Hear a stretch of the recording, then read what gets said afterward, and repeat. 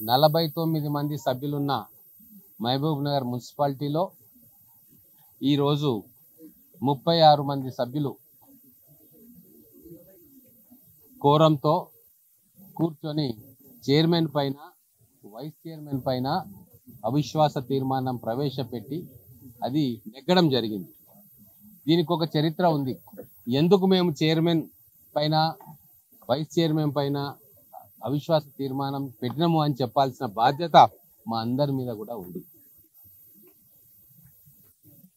స్వర్గీయ రాజీవ్ గాంధీ గారు గ్రామాలకు, పట్టణాలకు, మున్సిపాలిటీలకు రాజ్యాంగబద్ధంగా వాళ్లకు కాన్స్టిట్యూషనల్ స్టేటస్ ఇవ్వాలని చెప్పి కలలు కన్నారు.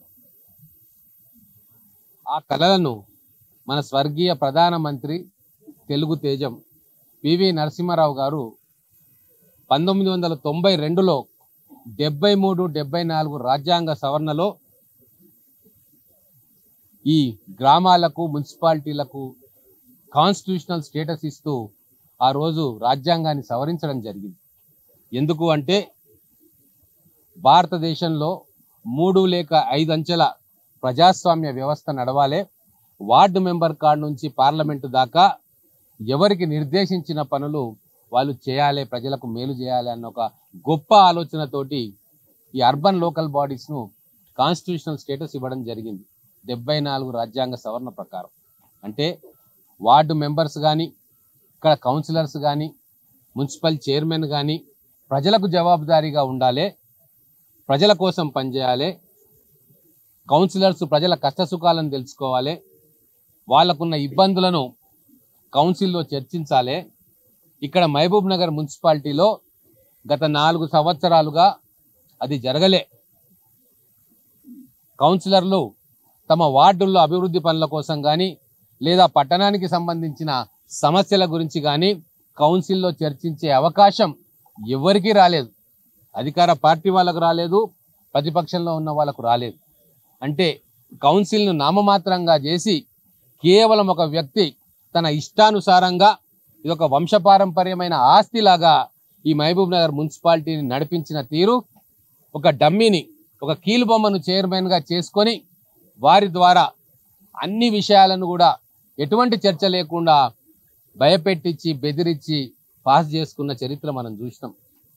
మున్సిపాలిటీకి సంబంధించిన సమస్యల చర్చ ఏ రోజు కూడా ఈ కౌన్సిల్లో గత 4 సంవత్సరాలుగా జరగలే.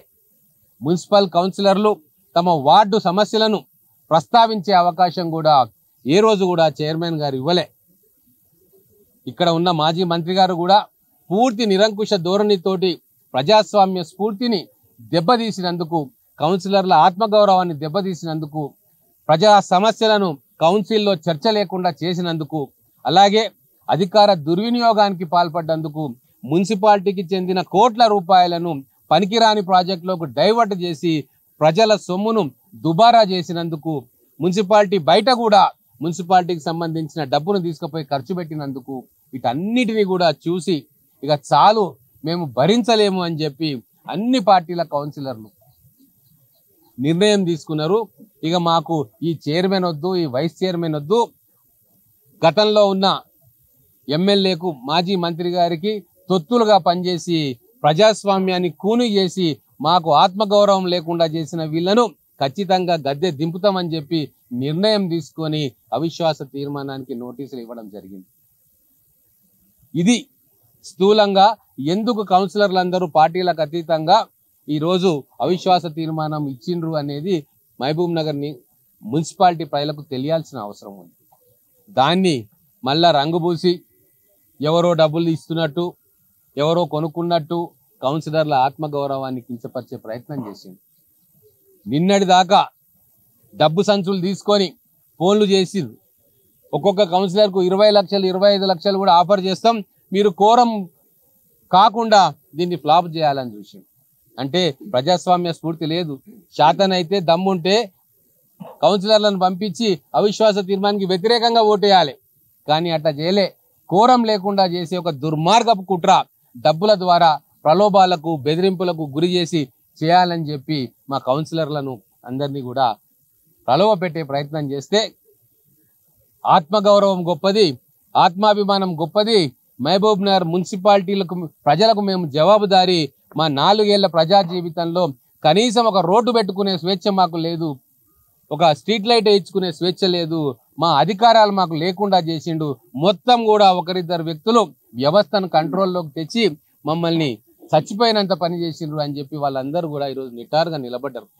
ప్రలోభాలకు లొంగలే ఈరోజు కూర్చొని చరిత్రలో కనివిని ఎరగని రీతిలో 49 మంది కౌన్సిలర్లు ఉంటే 36 మంది అన్ని పార్టీలకు సంబంధించిన వ్యక్తులు, కాంగ్రెస్ సంబంధించిన వాళ్ళు, బీజేపీకి సంబంధించిన వాళ్ళు, బీఆర్ఎస్కి సంబంధించిన వాళ్ళు, ఎంఐఎంకి సంబంధించిన వాళ్ళు, ఇండిపెండెంట్గా గెలిచిన వాళ్ళు అందరూ కూడా ఇంత పెద్ద ఎత్తున ఒక నిర్ణయానికి వచ్చిందంటే అది కేవలం మహబూబ్ నగర్ ప్రజల కోసము, ఈ మున్సిపాలిటీని రక్షించడం కోసం తప్ప వాళ్ళ స్వార్థం కాదు. మిగిలింది ఒకటే ఒక సంవత్సరం.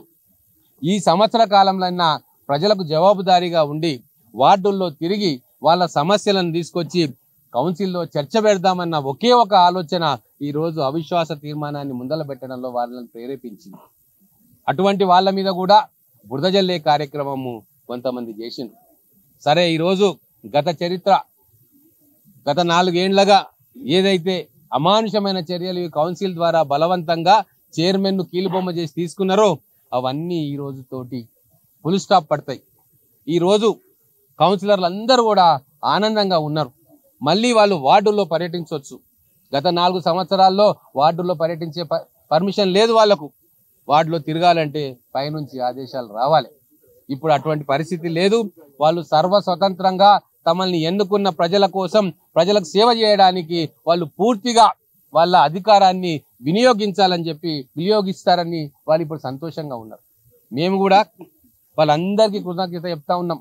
మహబూబ్ నగర్ పట్టణంలో ప్రజాస్వామ్యాన్ని కాపాడినందుకు, ఒక దుర్మార్గపు నిరంకుశ అరాచక వ్యవస్థను ఈ రోజుతో తుదముట్టించినందుకు వాళ్ళందరికీ మహబూబ్ నగర్ ప్రజల తరఫున, కాంగ్రెస్ పార్టీ తరఫున వాళ్ళందరికీ హృదయపూర్వకమైన నమస్కారాలు తెలియజేసుకుంటా ఉన్నా.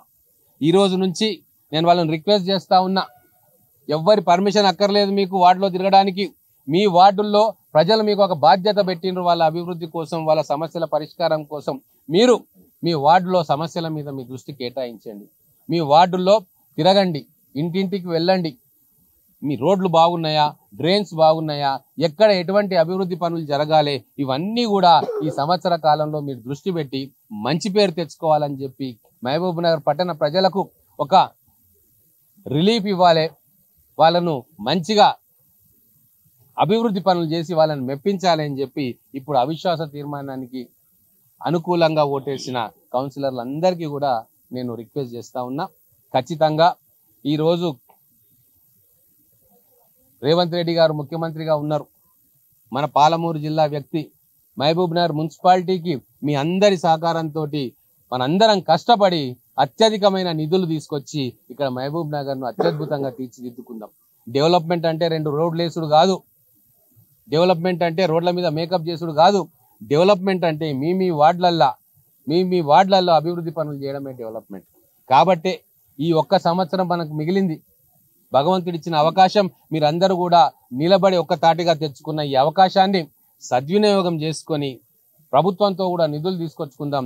మున్సిపాలిటీలో కూడా రెవెన్యూ కలెక్షన్స్ పెంచుకుందాం. ఖచ్చితంగా మహబూబ్ నగర్ ప్రజలకు మనం సేవ చేద్దాం. అందరం కలిసి ఒక టీం లాగా మనం పనిచేద్దాం.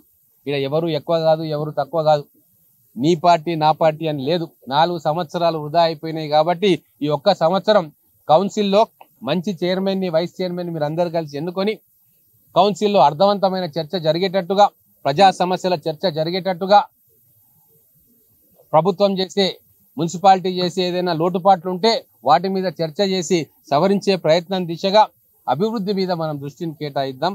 అలాగే మీడియా మిత్రులకు కూడా దయచేసి ఒకటి చెప్తా ఉన్నా, ఎవడో చెప్పిండని, ఏమో చేసిండని మీరు అతిగా స్పందించకూడదు.